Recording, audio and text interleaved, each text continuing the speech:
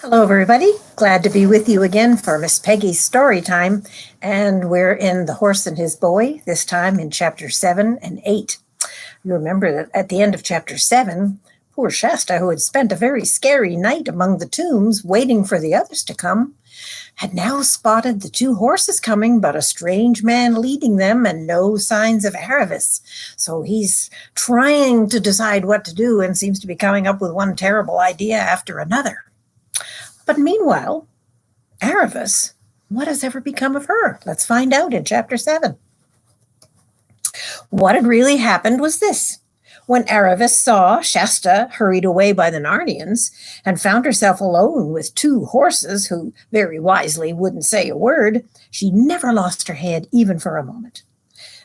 She grabbed Bree's halter and stood still, holding both the horses, and though her heart was beating as hard as a hammer, she did nothing to show it.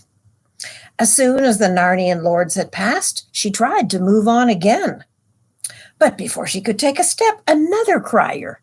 Bother all these people, she thought to herself. Another crier was heard shouting out, "Make way! Make way! Make way for the Tarkheena Lazraleen!"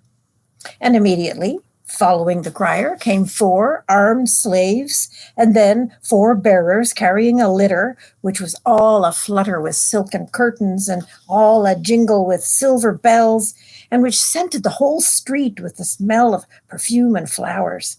And after the litter, female slaves in beautiful clothes, grooms, runners, pages, and the like.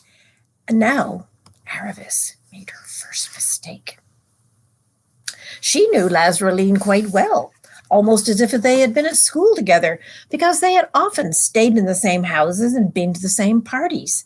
And Aravis couldn't help but look up to see what Lazraleen looked like now that she was married and a very great person indeed. It was fatal.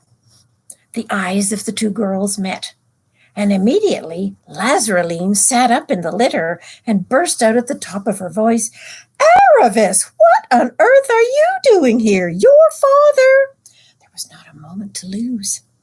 Without a second's delay, Aravis let go of the horses, caught the edge of the litter, swung herself up beside Lazraleen, and whispered furiously in her ear, "Shut up, do you hear? Shut up, you must hide me.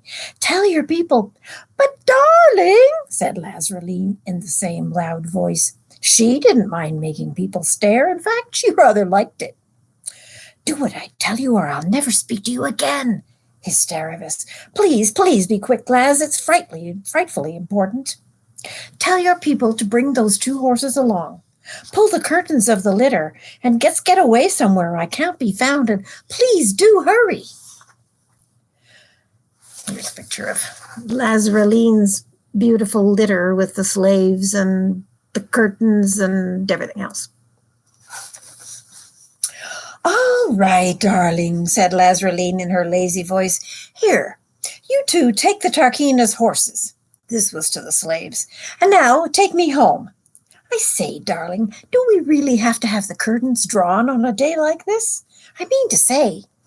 But Aravis had already drawn the curtains, enclosing Lazraleen and herself in a rich and scented but rather stuffy tent. "I mustn't be seen," she said. "My father doesn't know. I'm running away." "My darling, how perfectly thrilling," said Lazraleen. "I'm dying to hear all about it. Darling, you're sitting on my dress. Do you mind?" "That's better. It's a new one. Do you like it? I got it at—" "Oh, Laz, do be serious," said Aravis. "Where is my father?" "Didn't you know?" said Lazraleen. "He's here, of course. He came to town yesterday, and he's asking about you everywhere. And to think, you and me being here together, and he doesn't know anything about it. It's the funniest thing I ever heard." And she went off into giggles. She always had been a terrible giggler, as Aravis now remembered. "It isn't funny at all," she said. "It's dreadfully serious. Where can you hide me?" "No difficulty at all, my dear girl," said Lazraleen. "I'll take you home. My husband's away, and no one will see you. It's not much fun having the curtains drawn. I want to see people, and there's no point in having a new dress on if people can't see you and be all shut up like this." "I hope no one heard you when you shouted out like that," said Aravis. Oh, no, no, no, of course not, darling, said Lazareline absent-mindedly. But you haven't even told me yet what you think of my new dress. And another thing, said Aravis, you must tell your people to treat those two horses very respectfully. They're part of the secret. They are really talking horses from Narnia. Fancy, said Lazareline, how exciting. And oh, darling, have you seen the barbarian queen from Narnia? She's staying at Tashban at present. They say that Prince Rabadash is madly in love with her. There really have been the most wonderful parties and hunts and all things this last fortnight. I can't say she's so very pretty myself, but the Narnian men are lovely. I was taken out on a river party the day before yesterday, and I was wearing my... Well, how are you going to prevent your people telling everyone that you've got a visitor? Dressed like a beggar's brat in your house. It might easily get around to my father. Now, don't keep fussing, my dear, said Lazareline. We'll get you some proper clothes in a moment, and here we are. The bearers had stopped, and the litter was being lowered. When the curtains had been drawn back, Aravis found that she was in a courtyard garden very similar to the one that Shasta had been taken to a few minutes earlier in a different part of the city. Lazareline would have gone indoors at once, but Aravis reminded her in a frantic whisper to say something to the slaves about not telling anyone about their mistress's strange visitor. Sorry, darling, it had gone right out of my head, said Lazareline. Here, all of you, and you, doorkeeper, no one is to be let out of the house today, and if I catch anyone talking about this young lady, they will first be beaten to death, and then burned alive, and then giving nothing to eat but bread and water for 6 weeks. So there. Though Lazareline had said she was dying to hear Aravis's story, she showed no signs of really wanting to hear it at all. She was, in fact, much better at talking than at listening. She insisted on Aravis having a long and luxurious bath. Calormene baths are famous.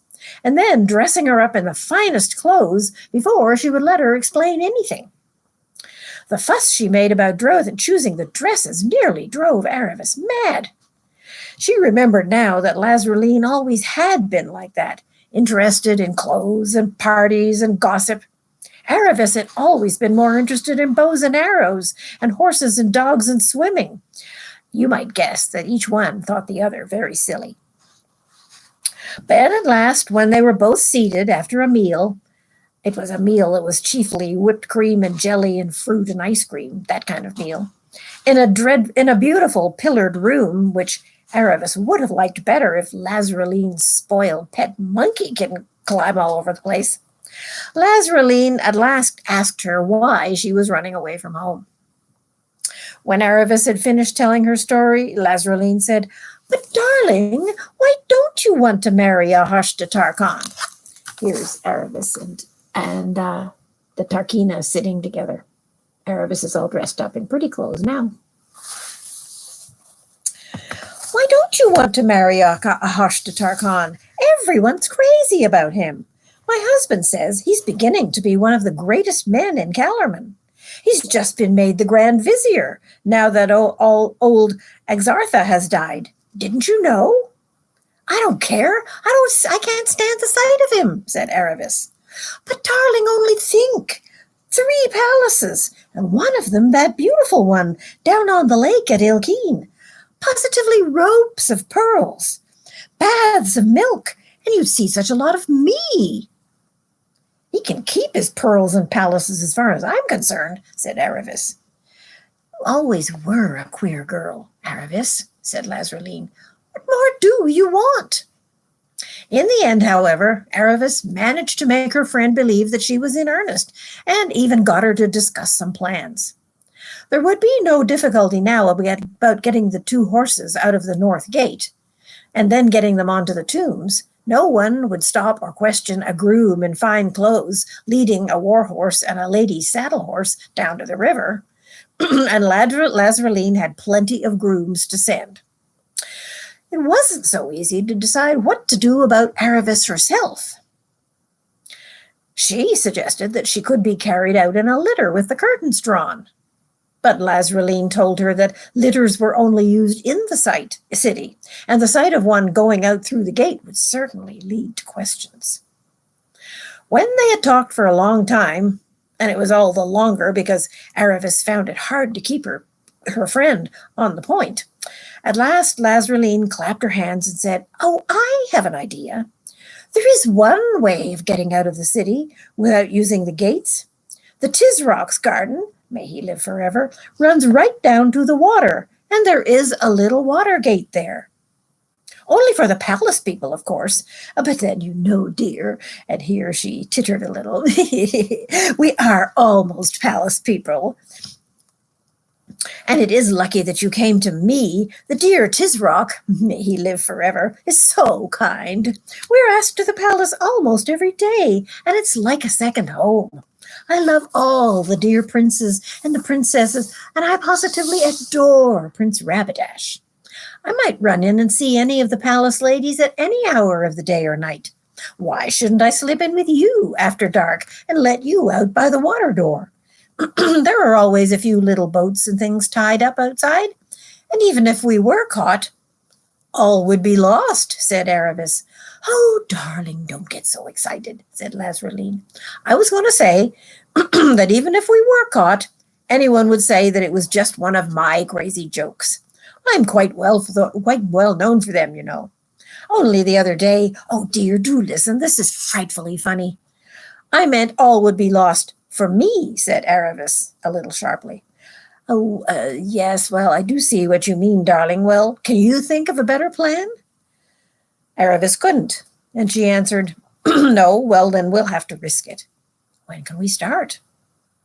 "Oh, not tonight," said Lazraline. "Of course not tonight. There's a great feast on tonight.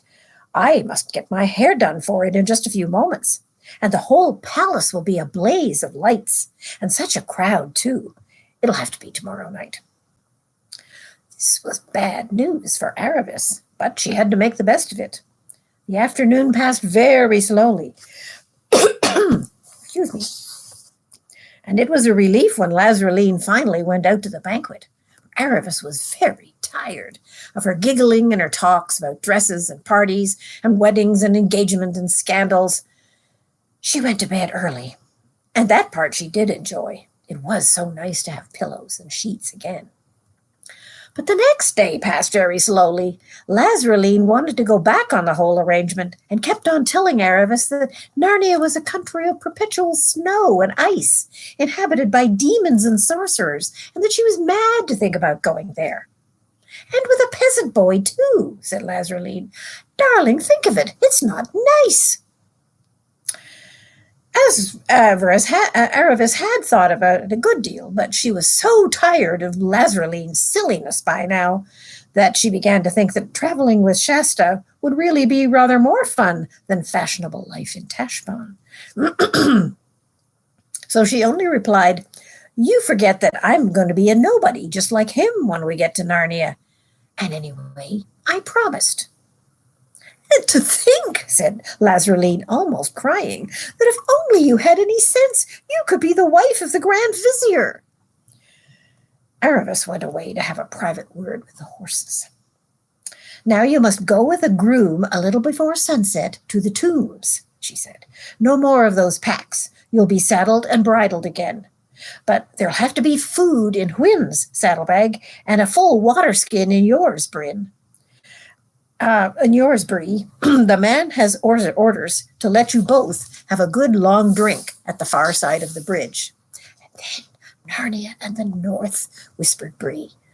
"But what if Shasta's not at the tombs?" "Well, wait for him, of course," said Aravis. "I hope you've both been quite comfortable." "I've never been better stabled in my life," said Bree. "But if that husband of your crazy, laughing Tarkina friend is paying his head groom to get the best oats, then I think the head groom is cheating him." Aravis and Lazraline had supper in the pillared room, and about 2 hours later they were ready to start. Aravis was dressed to look like a superior slave girl in a great house and wore a veil over her face.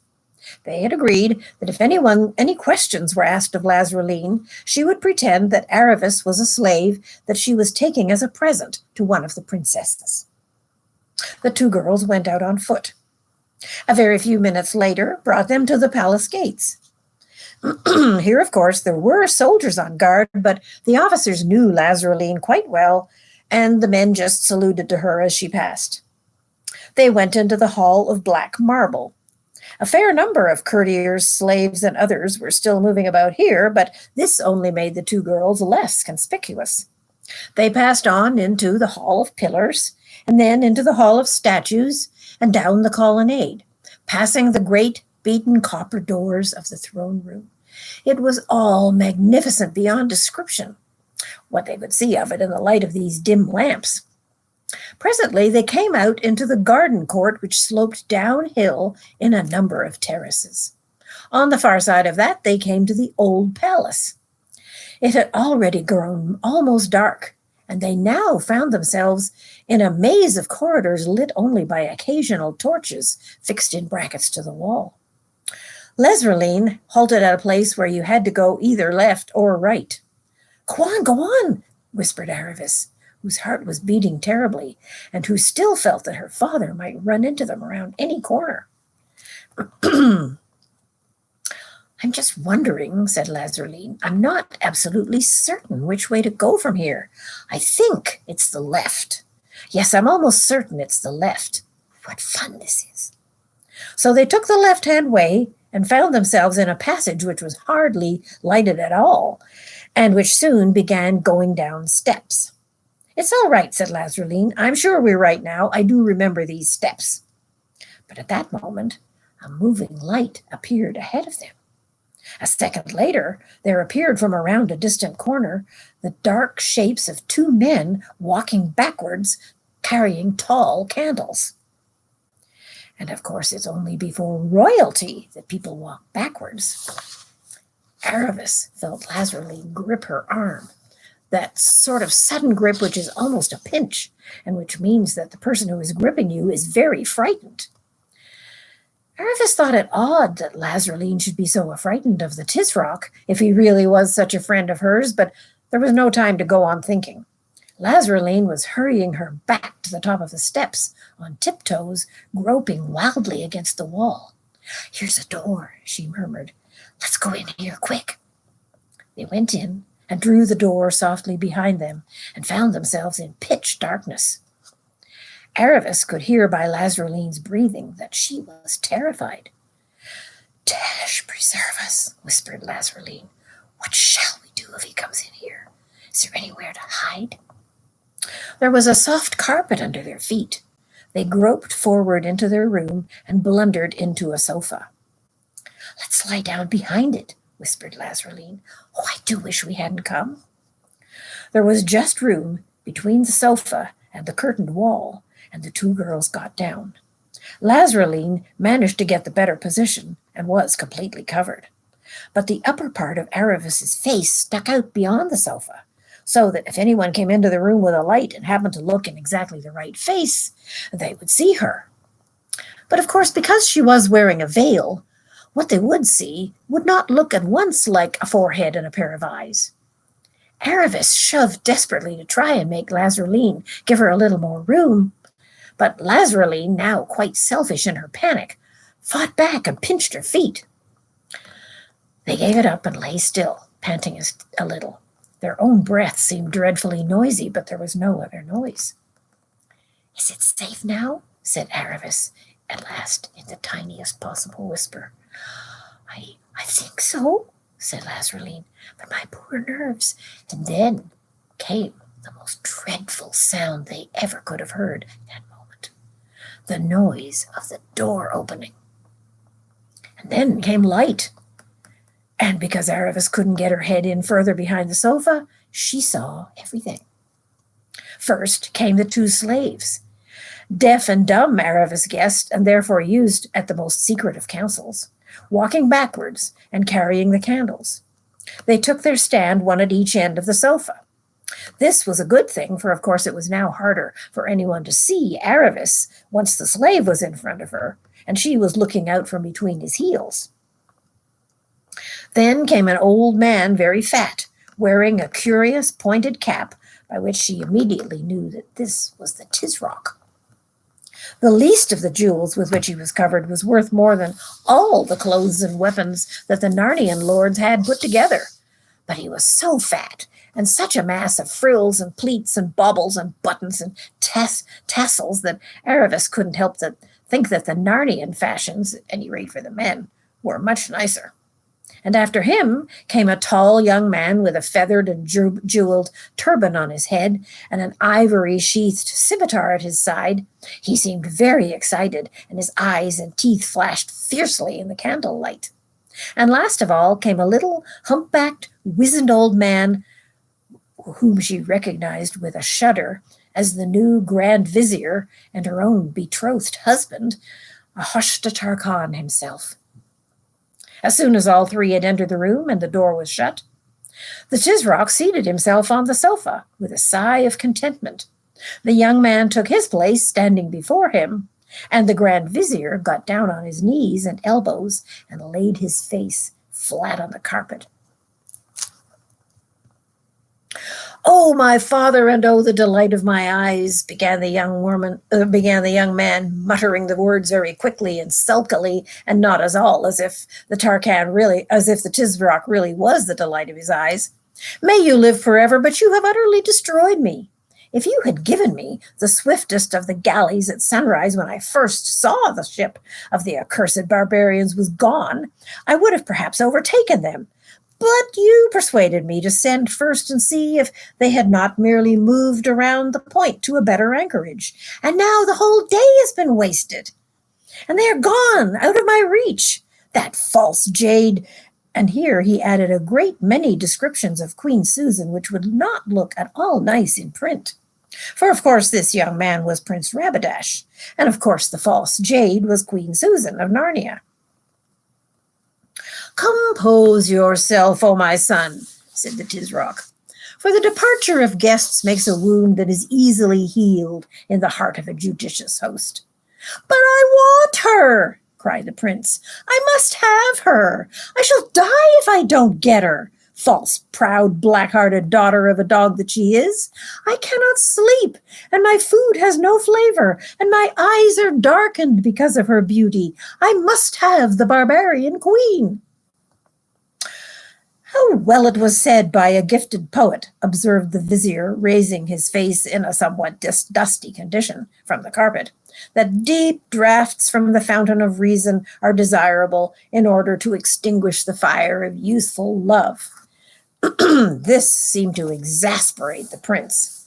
"You dog!" he shouted, directing a series of well-aimed kicks at the hind quarters of the vizier. Here's Prince Rabadash kicking the poor vizier in his hind parts. "You dog, do not dare to quote the poets to me. I've had maxims and verses flung at me all day, and I can endure them no more." I'm afraid that Aravis did not feel at all sorry for the vizier. The Tisroc was apparently sunk in thought, but when, after a long pause, he noticed what was happening, he said tranquilly, "My son, by all means desist from kicking the most venerable enlightened vizier. For as a costly jewel retains its value, even if it is hidden in a dirt pile, so old age and discretion are to be respected, even in the vile persons of our subjects. Desist, therefore, and tell us what you desire and what you propose." "I desire and propose, O my father," said Rabadash, "that you immediately call out your invincible armies and invade the thrice-accursed land of Narnia, and waste it with fire and sword, and add it to your empire, killing their high king and all of his blood, except for the Queen Susan, for I must have her as my wife, though she shall learn a sharp lesson first." "Understand, O my son," said the Tisroc, "that no words you speak to me will move me to open war against Narnia." "If you were not my father, O ever-living Tisroc," said the prince, grinding his teeth, "I should say that those were the words of a coward." And if you were not my son, O most inflammable Rabadash, replied his father, your life would be short and your death would be slow when you have said those words. And the cool, placid voice in which he spoke those words made Arabis's blood run cold. But why, O my father, said the prince, this time in a much more respectful voice, why should we think twice about punishing Narnia any more than about hanging an idle slave or sending a worn-out horse to be made into dog's meat? It isn't the fourth size of one of your smallest provinces. 1,000 spears could conquer it in 5 weeks. It's an unseemly blot on the skirt of your empire. Most undoubtedly, said the Tisroc. These little barbarian countries that call themselves free, which is as much as to say idle, disordered, and unprofitable, are hateful to the gods and to all persons of discernment. Then why have we suffered a land like Narnia to remain so long unsubdued? Oh no, enlightened prince, said the Grand Vizier, that until the year in which your exalted father began his unending reign, the land of Narnia was covered with ice and snow, and moreover was ruled by a most powerful enchantress. This I know well, O loquacious Vizier, answered the prince, but I also know that the enchantress is dead, and the ice and snow have vanished, so that Narnia is now wholesome and fruitful and delicious. And this change, O most learned prince, has doubtless been brought to pass by the powerful incantations of those wicked persons who now call themselves kings and queens of Narnia. Well, I am rather of the opinion, said Rabadash, that it has all come about by the alteration of the stars and the operation of natural causes. All this, said the Tisroc, is a question for the disputations of learned men. I will never believe that so great an alteration and the killing of the old enchantress were effected without the age of strong magic. And such things are to be expected in that land, which is chiefly inhabited by demons in the shapes of beasts that talk like men, and monsters that are half men and half beasts. It is commonly reported that the High King of Narnia, whom may the gods utterly reject, is supported by a demon of hideous aspect, an irresistible evil, who appears in the shape of a lion. Therefore, attacking Narnia is a dark and doubtful enterprise, and I am determined not to put my hand out further than I can draw it back. How blessed is Kellerman, said the vizier, puffing his face up again, on whose ruler the gods have been pleased to bestow prudence and circumspection. Yet, as the irrefutable and sapient Tisroc has said, it is very grievous to be constrained to keep our hands off such a dainty dish as Narnia. Gifted was that poet who said, but at that moment Ahashta noticed an impatient movement of the prince's toe and suddenly became silent. It is very grievous, said the Tisroc in his deep, quiet voice. Every morning the sun is darkened in my eyes, and every night my sleep is the less refreshing, because I remember that Narnia is still free. Oh, my father, said Rabadash, how if I show you a way by which you can stretch out your arm to take Narnia, and yet draw it back unharmed if the attempt prove unfortunate? If you can show me that, O Rabadash, said the Tisroc, you will be the best of sons. Hear then, O father, this very night and in this hour I will take just 200 horse and men and ride across the desert, and it will seem to all men that you know nothing of my going. On the second morning I shall be at the gates of King Lune's castle of Anvard in Archenland.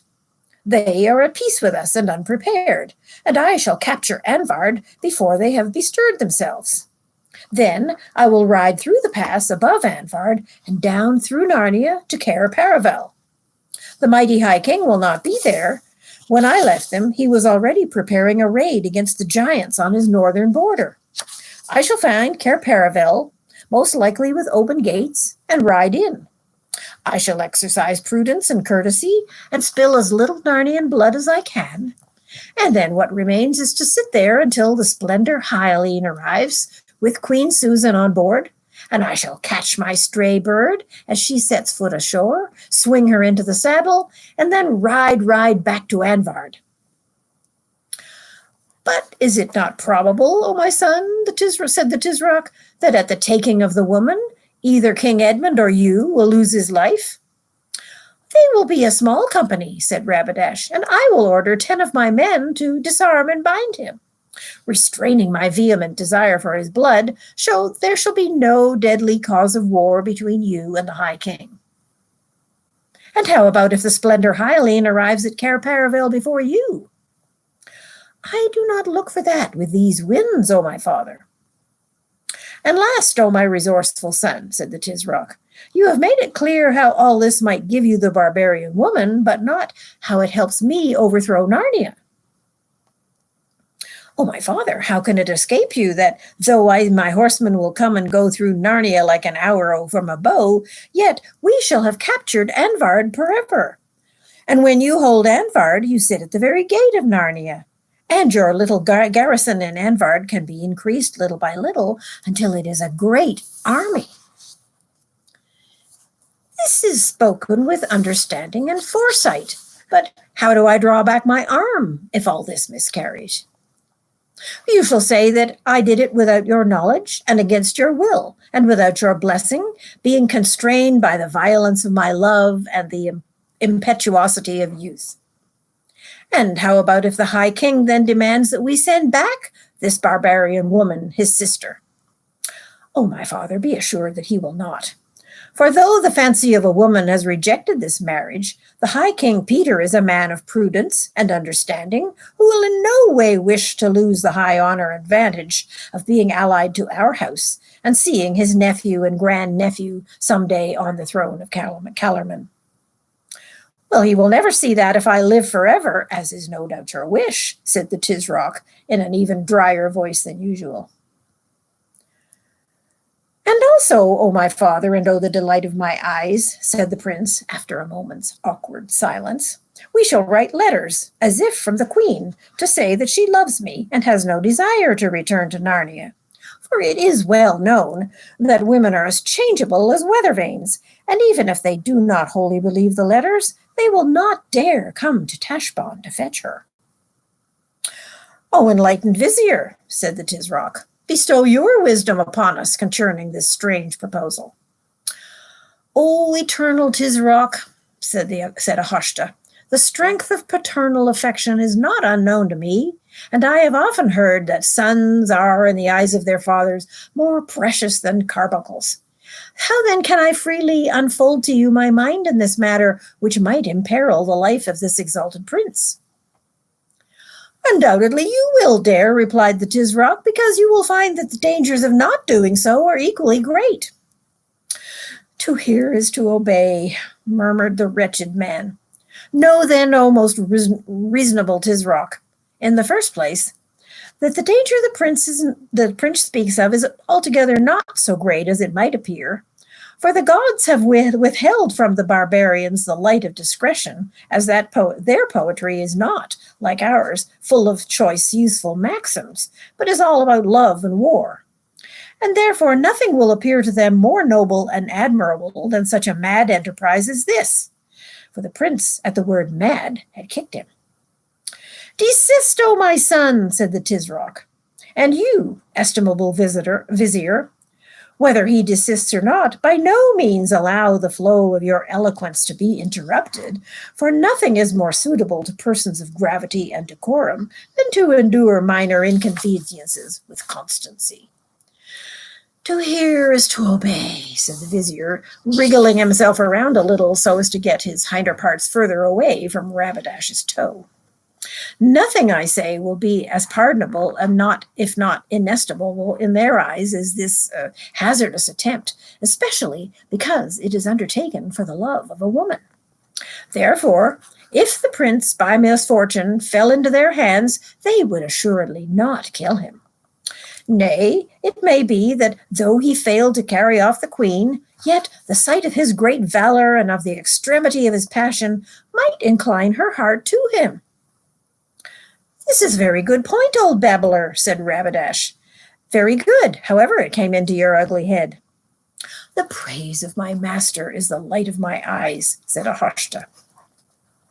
"And secondly, O Tisroc, whose reign must and shall be interminable, I think that with the aid of the gods it is very likely that Anvard will fall into the prince's hands, and if so, we will have Narnia by the throat."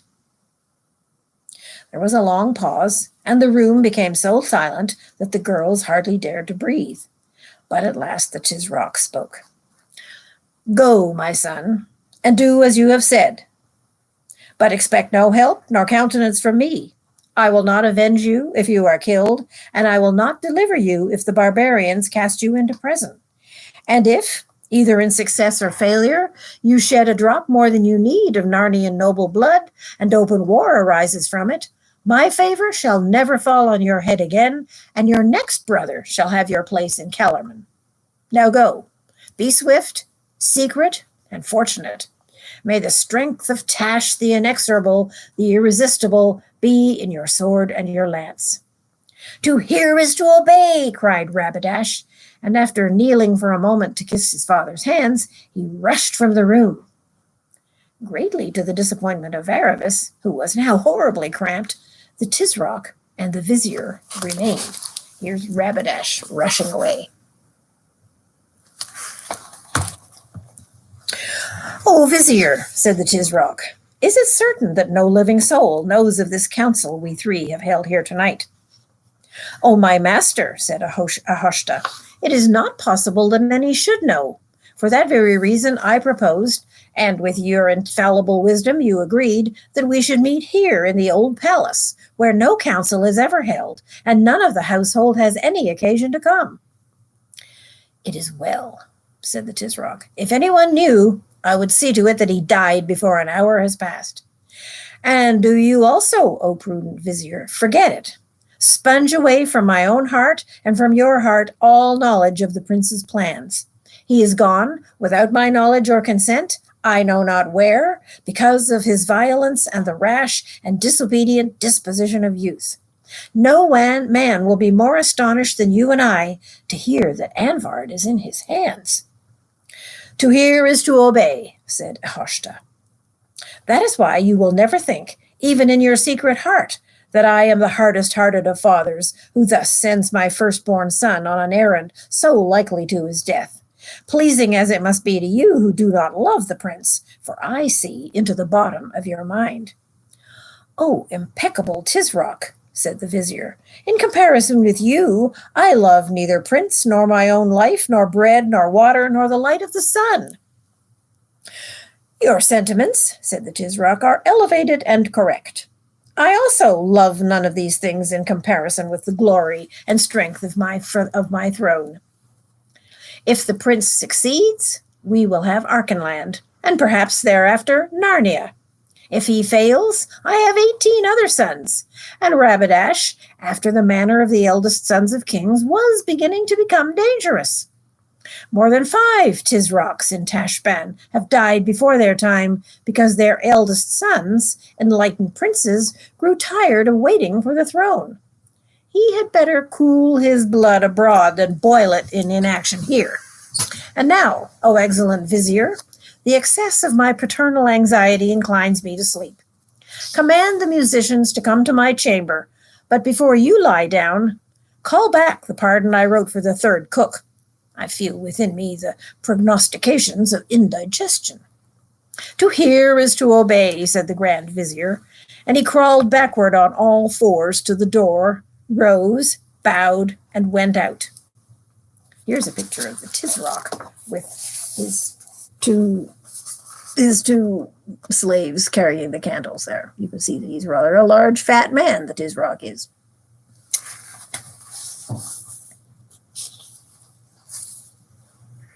Even then, the Tisroc remained seated in silence on the sofa until Aravis almost began to be afraid that he had dropped asleep.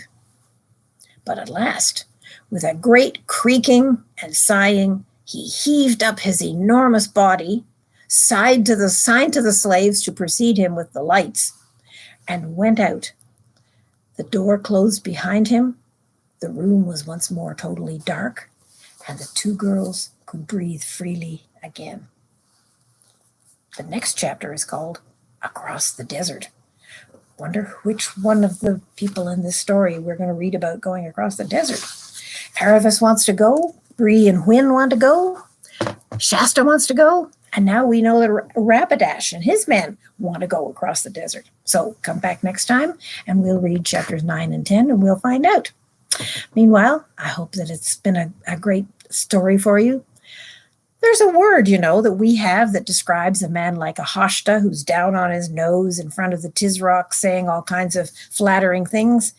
And it's a sycophant. So when you have to learn that word in English vocabulary, sycophant, just picture a Hashtatar Khan as being the embodiment of a sycophant.